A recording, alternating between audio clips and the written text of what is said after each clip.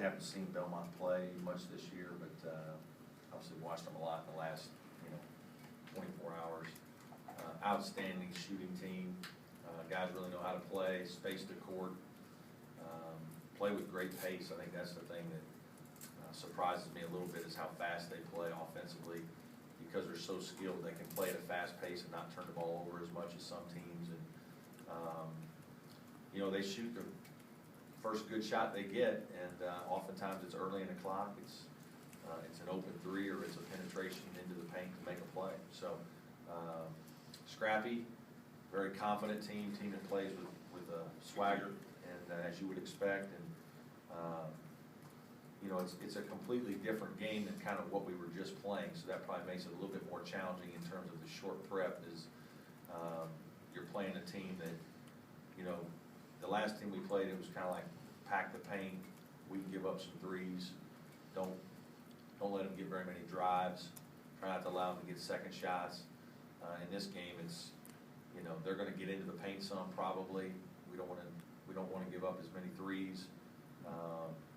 Still got to rebound. They do a good job of rebounding, even though they're not big. They come from long places because there's a lot of threes being shot. There's a lot of long rebounds. They get extra possessions. So that makes it a little more challenging in terms of your defensive discipline, because your instincts are always to help. And in this game, you got to be very smart about it. For this particular matchup, are you okay with KJ playing the 4 for the majority of the game? Well, we'll have to see again. Certainly, I think he's going to need to do that, and we're going to need some perimeter players to help guard threes. But we're going to have to see how it goes. There's some things he hasn't guarded as often as other players, like Jerron is more used to some things, just because he's been doing it all year. KJ kind of is only in spot minutes has played before, so there's some things that are unique that he's got to get better at, and certainly we're going to keep talking to him about it here over the next 24 hours. What do they do defensively? They try to speed things up there too? They kind of, not really, but they go for steals. They'll pressure you a little bit.